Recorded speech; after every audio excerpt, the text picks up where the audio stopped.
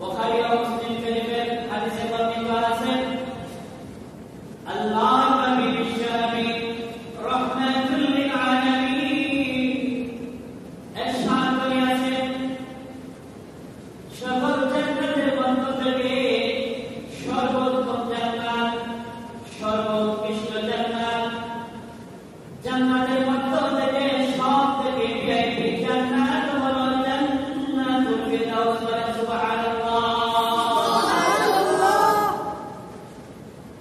জান্নাতুল ফিরদাউস আল্লাহর নবী সাল্লাল্লাহু আলাইহি ওয়াসাল্লাম ইরশাদ করেছেন তোমরা যখন আল্লাহ তাআলার নিকটে জান্নাত চাইবা তখন জান্নাতুল ফিরদাউসের প্রার্থনা করো। সুবহানাল্লাহ সুবহানাল্লাহ। জান্নাতুল ফিরদাউস এমন একটি জান্নাত যে জান্নাতের উপরে মহান আল্লাহ রাব্বুল আলামিনের আরশ রয়েছে। সুবহানাল্লাহ সুবহানাল্লাহ। জান্নাতুল ফিরদাউসে যারা মেহমান হবে অধিবাসী হবে বাসিন্দা হবে প্রতিদিন সকাল বিকাল মহান আল্লাহ রাব্বুল আলামিনের দিদার লাভ করবে। সুবহানাল্লাহ সুবহানাল্লাহ। জান্নাতুল ফিরদাউস এমন একটা জান্নাত যে জান্নাত থেকে যে জান্নাতের নিচ থেকে জান্নাতের সকল নহর সমূহ প্রবাহিত হয়েছে। বলেন সুবহানাল্লাহ সুবহানাল্লাহ। রাসূল কারীম সাল্লাল্লাহু আলাইহি ওয়াসাল্লাম বলেন দুনিয়ার মুমিন বান্দা বান্দীরা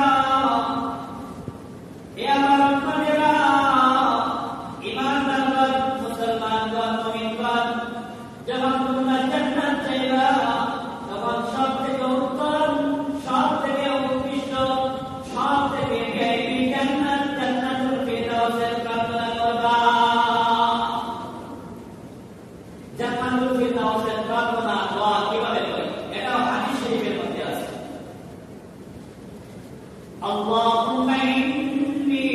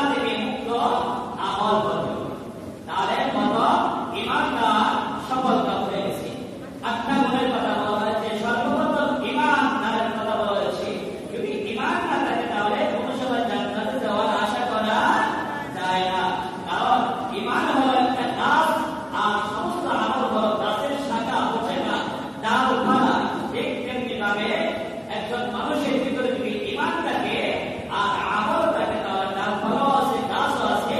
ওই ব্যক্তি মৃত্যুবরণ করবে সাথে সাথে আল্লাহ তৈরি জান্নাতে যাবে। সুবহানাল্লাহ। ঈমান আনার পরে সর্বপ্রথম আমল কোন হচ্ছে الذين هم في صلاتهم خاشعون। আল্লাহ রাব্বুল আলামিন বলেন যারা নামাজের মধ্যে নম্রতা বিনয়ের সাথে শান্তভাবে ধীরস্থিরভাবে সুন্দরভাবে নামাজগুলো আদায় করে, খুশুর সাথে নামাজগুলো আদায় করে, বিনয়ের সাথে নম্রতার সাথে শান্তভাবে নামাজগুলো আদায় করে। এক নম্বর গুণ আল্লাযীনা হুম ফি সালাতিহিম খাশিউন। জান্নাতুল ফিরদাউস ভিআইপি জান্নাত, উৎকৃষ্ট জান্নাত, সর্বোত্তম জান্নাতে যাওয়ার সর্বপ্রথম শর্ত হলো ঈমান থাকতে হবে। দুই নম্বর আমল হলো সর্বপ্রথম নামাজে খুশু খুদু মনোযোগ থাকতে হবে, নামাজে নম্রতা থাকতে হবে, শান্তভাবে ধীরস্থিরভাবে সুন্দরভাবে নামাজগুলো আদায় করতে হবে। বলেন সুবহানাল্লাহ। তাহলে নামাজগুলো এমন একটা ইবাদত, ঈমানের পরে সর্বপ্রথম জান্নাতুল ফিরদাউস জান্নাতে যাওয়ার জন্য প্রথম নামাজের কথা উল্লেখ করা হয়েছে। যে নামাজ মানুষদেরকে সমস্ত অশ্লীল কাজ থেকে, মন্দ কাজ থেকে, নাফরমানির কাজ থেকে বিরত রাখে, মুক্ত রাখে, হেফাজত করে রাখে। বলেন সুবহানাল্লাহ। ইন্নাস সালাতা তানহা আনিল ফাহশাই ওয়াল মুনকার ওয়া লাযিকরুল্লাহি আকবার। আল্লাহ রাব্বুল আলামিন বলেন নামাজ এমন একটা ইবাদত, যদি আল্লাহর কোনো হুকুম বান্দা রাখে সঠিকভাবে, সুন্দরভাবে, শান্তভাবে, খুশুর সাথে, নম্রতার সাথে যদি সঠিক নিয়মে নামাজ আদায় করতে পারে, ওই নামাজি ব্যক্তি সমস্ত গুনাহ থেকে মুক্ত থাকবে। সুবহানাল্লাহ। নামাজি ব্যক্তি সমস্ত গুনাহ থেকে মুক্ত থাকবে। আর আমরা এমন নামাজ পড়ি যে নামাজের বাহিরা গুনাহ থেকে মুক্ত থাকা দূরের কথা, নামাজের ভিতরে গুনাহ থেকে মুক্ত থাকতে পারি না, বেঁচে থাকতে পারি না। নামাজের দাঁড়াইছি, দেখা যায় শরীর লড়তেছে, কাপড়ের মধ্যে হাসলাইতেছি, কাঁদতেছি, চেহারার মধ্যে নাচতেছি, বিভিন্ন উপরের দিকে নিচের দিকে মনোযোগ নামাজের দিকে নাই, উপর দিকে তাকাইতেছি, নিচের দিকে তাকাইতেছি, শরীর এবারে নাচতেছি, নাড়াচাড়া করতেছি। এমন ভাবে নামাজ না করা, খুশুর সাথে, নম্রতার সাথে, ইখলাসের সাথে এমন ভাবে নামাজ পড়া যে আমি আল্লাহ তাআলার সামনে দাঁড়াইছি, আল্লাহ তাআলা আমাকে দেখতেছে, আমিও আল্লাহ তাআলাকে দেখতেছি। যদি এমন বিশ্বাস না হয় যে আমি আল্লাহ তাআলাকে দেখতেছি, বরং যে আল্লাহ রাব্বুল আলামিন তো আমাকে অবশ্যই দেখতেছে, এমন ভাবে নামাজ পড়া, খুশুর সাথে, নম্রতার সাথে, বিনয়ের সাথে যে নামাজ পড়বে জান্নাতুল ফিরদাউসের মেহমান হয়ে যাবে। বলেন সুবহানাল্লাহ। তাহলে ঈমানের পরে প্রথম গুণ হলো যারা খুশুর সাথে, নম্রতার সাথে, বিনয়ের সাথে সুন্দরভাবে, শান্তভাবে, ধীরস্থিরভাবে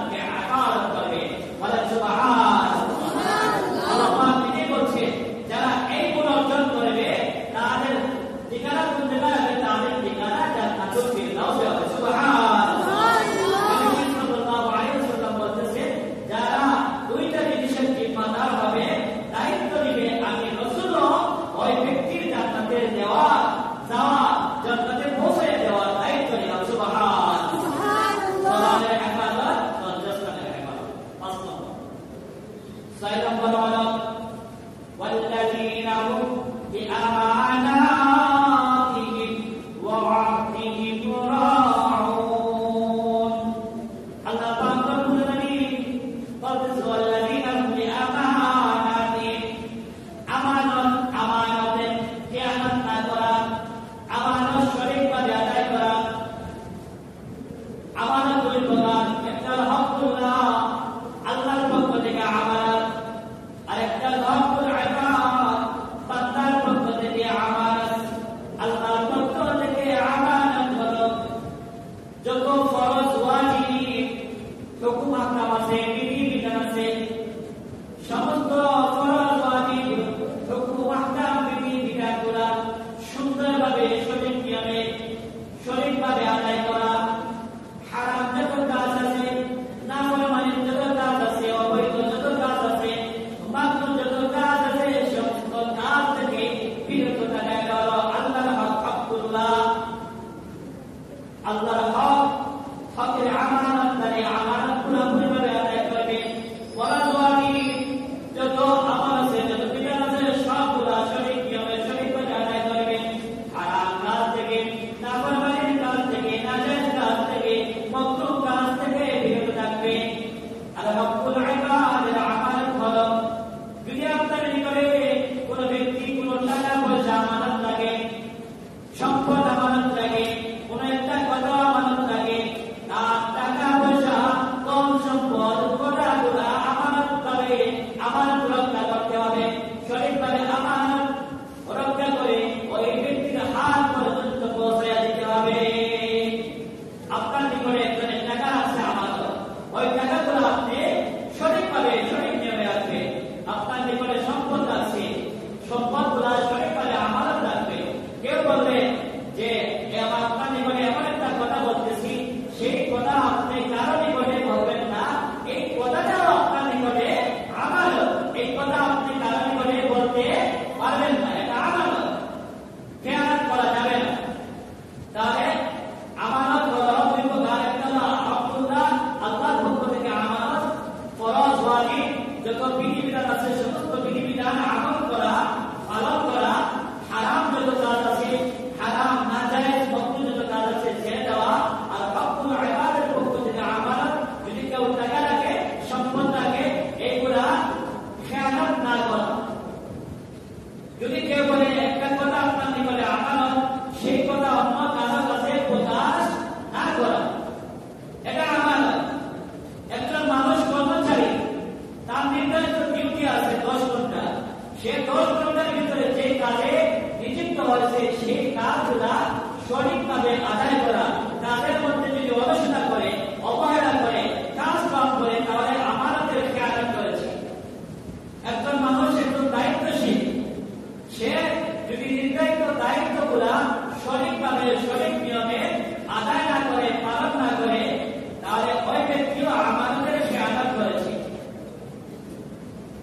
তাহলে জান্নাতুল ফিরদাউসে যারা যাবে তাদের একটা গুণ 6 নম্বর, তারা আমানতের খেয়ানত করবে না, আমানত সঠিকভাবে পুরা করবে, আদায় করবে। বলেন সুবহানাল্লাহ।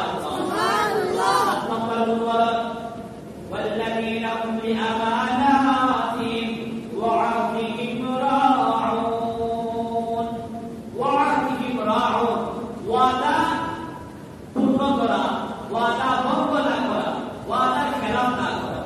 দুই পক্ষ সংঘর্ষ হতে পারে, যে কোনো ব্যাপারে, যে কোনো বিষয়ে দুই পক্ষে একটা মতামত সিদ্ধান্ত করার পরে একটা দিন, একটা সময়, তার যে কোনো বিষয়ে একটা সিদ্ধান্ত করা হলো। এই সিদ্ধান্ত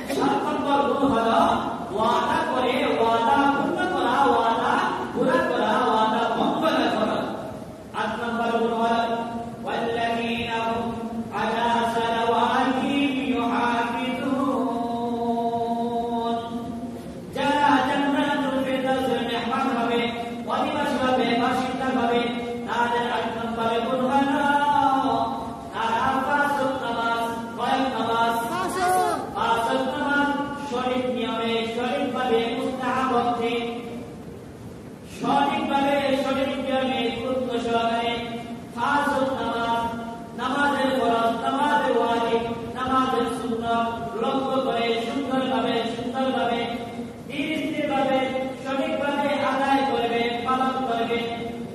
والذين هم على صلواتهم يحافظون। পাঁচ ওয়াক্ত নামাজ সঠিক টাইমে সঠিক নিয়মে সঠিকভাবে ফরজ, নামাজের ফরজ আছে, নামাজের ওয়াজিব আছে, নামাজের সুন্নাত আছে, এইগুলা লক্ষ্য করে খেয়াল করে সুন্দরভাবে শান্তভাবে ধীরে নামাজ আদায় করা, নামাজে খুশুর সাথে নামাজ আদায় করা, বিনয়ের সাথে নম্রতার সাথে নামাজ আদায় করা, নামাজে দাঁড়াইয়া এদিকে সেদিকে এদিকে না করা, চলা করা, উপর দিকে না তাকানো, নামাজের দিকে না টানা, এদিকে নামাজের দাঁড়ানো অবস্থায় সেটার দিকে লক্ষ্য করা, এটা জরুরি। বিভিন্ন হাদিসের মধ্যে পাওয়া যায় সেটার দিকে লক্ষ্য করা, শরীর এমনভাবে স্থির রাখা যে দূর থেকে একজন মানুষ বুঝতে পারে না যে একজন মানুষ দাঁড়াইছে না একটা গাছ দাঁড়ানো আছে। আমরা তো নামাজে দাঁড়াইলে এমনভাবে শরীর খেলাধুলা করে, এমনভাবে নড়াচড়া করে, উপর দিকে তাকাই, নিচ দিকে তাকাই, ডান দিকে তাকাই, বাম দিকে তাকাই, নামাজের ফরজের দিকে লক্ষ্য নেই, ওয়াজিবের দিকে লক্ষ্য নেই, সুন্নতের দিকে লক্ষ্য নেই, কাফের দিকে লক্ষ্য নেই, মুস্তাহাবের দিকে লক্ষ্য নেই। এই সবগুলো আদর্শ করে সঠিকভাবে সঠিক নিয়মে পাঁচ ওয়াক্ত যারা নামাজ আদায় করবে তাদের পরে আল্লাহ রাব্বুল আলামিন বলে উলাইকা হুমুল ওয়ারিসুন। ওই সমস্ত মুমিন বান্দা বান্দীগণ জান্নাতুল ফিরদাউসের ওয়ারিস হয়ে যাবে। সুবহানাল্লাহ, সুবহানাল্লাহ। কিসের ওয়ারিস হবে? জান্নাতুল ফিরদাউসের ওয়ারিস হবে, উত্তরাধিকারী হবে, বাসিন্দা হবে, জান্নাতুল ফিরদাউসে প্রবেশ করবে। সুবহানাল্লাহ। একজন সন্তান পিতা মাতা যখন মৃত্যুবরণ করে, বাবা পিতা মায়ের টাকা পয়সা, ঘর বাড়ি, ধন সম্পদ, ব্যাংক ব্যালেন্স সব কিছুর উত্তরাধিকারী হয়ে যায়, মালিক হয়ে যায়। ঠিক তেমনিভাবে যে উল্লেখিত গুণগুলা যেই মুমিন বান্দা বান্দী অর্জন করবে, হাসিল করবে, করণীয় যেটা সেটা করবে, বর্জনীয় যেটা সেটা বর্জন করবে, আল্লাহ পাক রব্বুল আলামিন কোরআনের মধ্যে নিজেই বলতেছেন উলাইকা হুমুল ওয়ারিসুন। যেমন একজন সন্তান তার বাবা তার পিতার মালের ওয়ারিস হয়, মালিক হয়ে যায়, উক্ত গুণগুলো যারা অর্জন করবে তারা জান্নাতুল ফিরদাউসে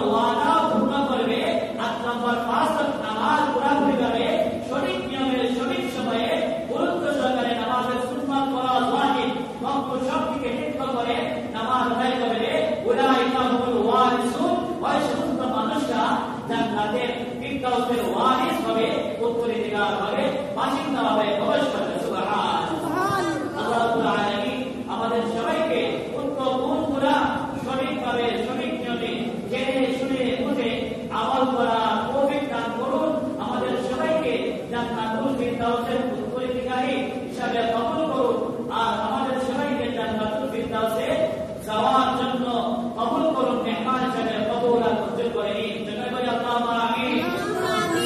আসলে এই গুণগুলা যদি আমরা লক্ষ্য করি তাহলে হাসিল করা কঠিন কোনো বিষয় নয়। কঠিন কি? আমরা নামাজে দাঁড়াই, এক নম্বর দেখে লক্ষ্য করেন রাসূল সাল্লাল্লাহু আলাইহি ওয়াসাল্লাম যখন জন্মার দিন শুভ জন্মের পরে মিলাদুন নবী হযরত রাসূল সাল্লাল্লাহু আলাইহি ওয়াসাল্লাম মা আমিনার গর্ভ থেকে দুনিয়াতে আসার পরে কবির সিদ্ধার মধ্যে চলে গেলেন। বলেন সুবহানাল্লাহ। নবী সাল্লাল্লাহু আলাইহি ওয়াসাল্লাম মৃত্যুর আগ মুহূর্তে পর্যন্ত নামাজের কথা বলছে, আসসালাত আসসালাত ওয়া মা মালাকাত আইমানুকুম, যে নামাজ নামাজ উম্মতেরা তোমরা নামাজ পড়ো নামাজ পড়ো নামাজ পড়ো। দেখেন নবী সাল্লাল্লাহু আলাইহি ওয়াসাল্লামের জীবনটা শুরু হয়েছে সিদ্ধার মাধ্যমে। দুনিয়াতে আসার পরে মার গর্ভ থেকে জমিনের মধ্যে আসার পরেই সিদ্ধার মধ্যে চলে গেছে। আবার মৃত্যুর আগেই তিনি নামাজের কথা বলছে। নামাজ কত বড় ইবাদত, কত বড় আমল নামাজ। আর আল্লাহ রাব্বুল আলামিন জান্নাতুল ফিরদাউসের যে 7টা গুণ বলছে